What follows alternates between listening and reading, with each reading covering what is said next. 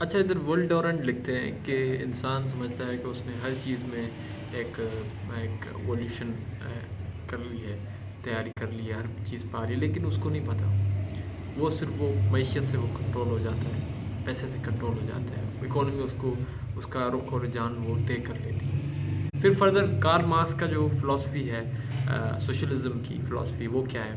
وہ یہ ہے کہ کارل مارکس کہتا ہے کہ اپنا جو بھی نظام آپ کو ختم کرنا ہے نا، آپ کو اس نظام کے پہلے آپ کے پاس کوئی نظام ہونا چاہیے۔ اب وہ نظام وہ سیاسی اور جو ہے نا وہ معاشی اور یہ نظام ہونا چاہیے، آپ کو ایک سسٹم ہونا چاہیے آپ کے پاس۔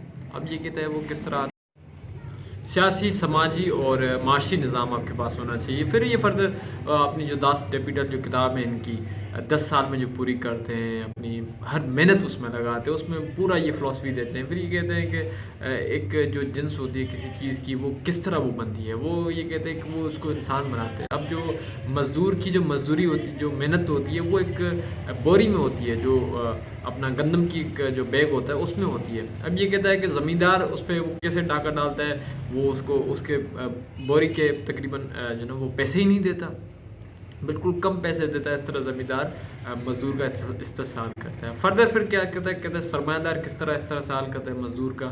400 کا ایک قالین بیچتا ہے، سوری ایک قالین بناتا ہے 8 گھنٹے میں۔ ایک لیبر جو فیکٹری آ جاتی ہے، سرمایہ دار آ جاتا ہے، بوروز آ جاتا ہے، تو فیکٹری کھولتا ہے، تو وہ 400 روپے میں ایک قالین بناتا ہے۔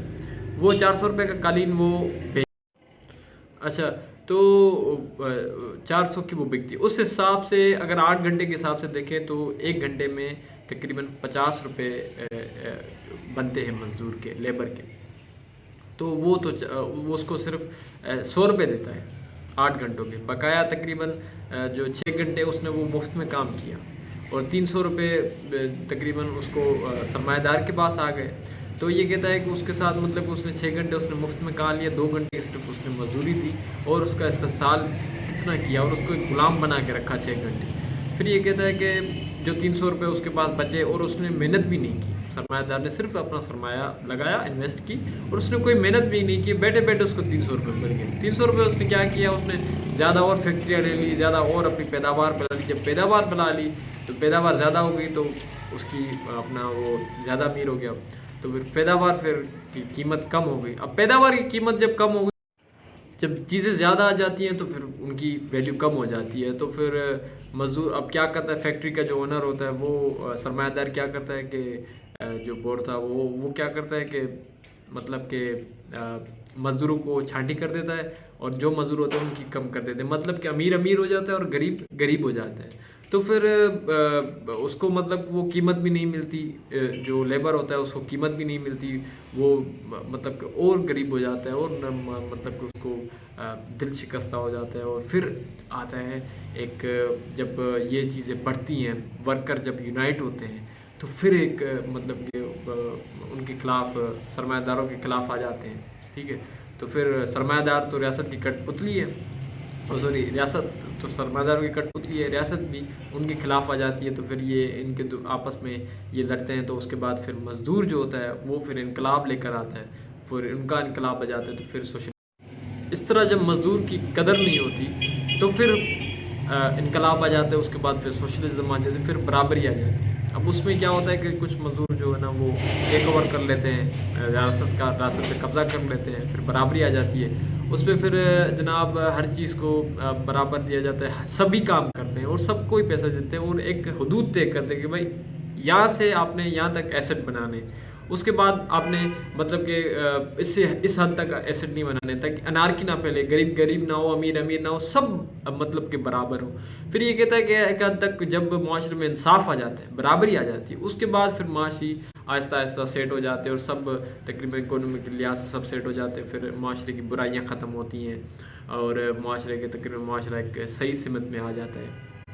اور یہ کہتا ہے کہ جو نا وہ یہ اس طرح آتا ہے۔ پھر جو لاسٹ اسٹیجز کی وہ ہے کمیونزم، جس میں سب کو جب پھر برابری آ جاتی ہے اور استحصال ختم ہو جاتا ہے، اور سب برابر ہوتے ہیں، کوئی امیر امیر نہیں ہوتا، غریب غریب نہیں ہوتا، تو اس کے بعد پھر انصاف آ جاتا ہے، پھر معاشرہ ایک اچھی سمت میں جا رہا ہوتا ہے. پھر یہ کہتا ہے کہ یہ ایک عبوری ہے، اور اس کے بعد پھر لاسٹ میں آتا ہے کمیونزم، جو جتنا کام کرتا ہے اس کو اتنا پیسہ ملتا ہے اور اسٹیپینڈ بھی ملتا ہے. جس طرح چائنا میں بوڑھوں کو ایک خاص رقم ان کو دی جاتی ہے. تو اس طرح ایک معاشرہ ایک بہترین طریقے سے ڈیولپ کرتا ہے سوشلزم کے بعد.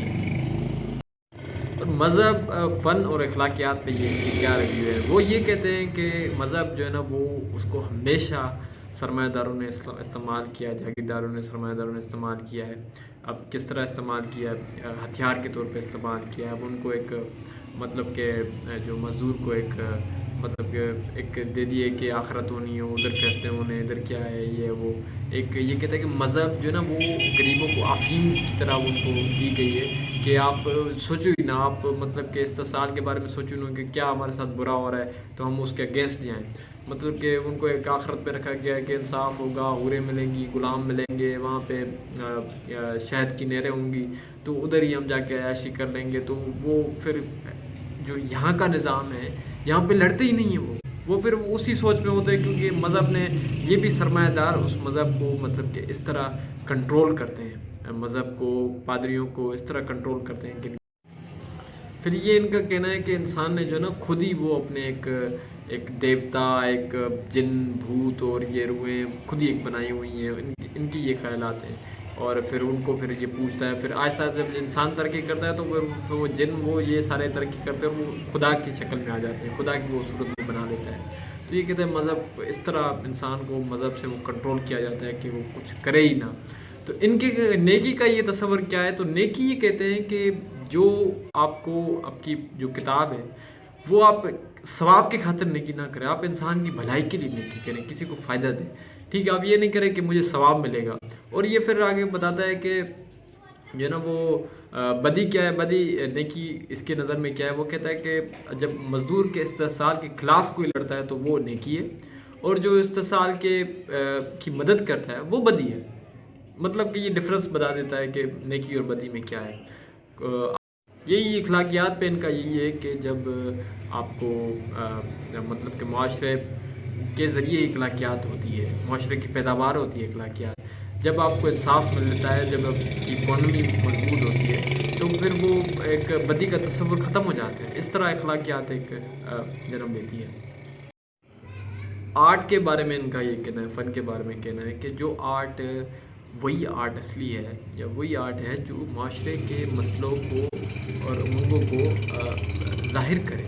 اور لوگوں میں جس طرح شاعر ہوتے ہیں، وہ جیسے علامہ اقبال ہو گئے یا اس طرح کے شاعر ہوتے ہیں، وہ ایک معاشرے کے وہ جذبات لاتے ہیں کہ ان کے خلاف لڑیں یا کچھ. یہ کہتے ہیں یہ اصلی آرٹ ہے، مطلب کہ جو معاشرے کے مسائل کو آگاہ کرے کہ بھائی یہ چیز ہے. آرٹ یہ نہیں ہے کہ ایک فنکار ہے، اس کی اپنی کوئی داستان ہے تو وہ اس کو وہ شاعری میں ڈالتا ہے، تو اس طرح وہ ایک مطلب وہ خوشی نہیں پھیلا رہا، وہ غم ہی پھیلا رہا ہے.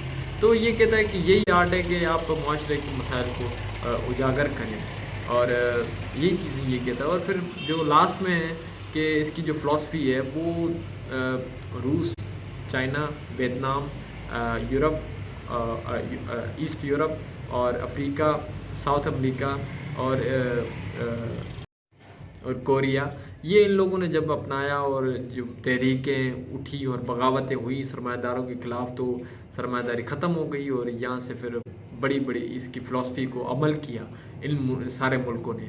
اور پھر کیا ہوا کہ انفارچونیٹلی پھر جو امریکہ نے تقریباً سرمایہ داروں نے جو ہے نا وہ جب سوویت یونین توڑی گئی، مطلب کہ سوشلزم کو توڑا گیا ان ملکوں میں سب تقریباً چین کے علاوہ سب ملکوں میں سوشلزم ختم ہو گئی ہے، سرمایہ داری پھر سے آ گئی.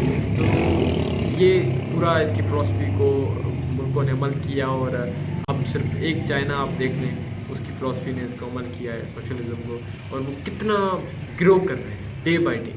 تو اس کی فلاسفی کتنی ابھی تک جو ہے نا وہ آپ کریں کہ اس کی فلاسفی کا سوشلزم کی کیا ہے، مطلب کہ سارے برابر ہونا چاہیے، سب کو ایک حق ملنے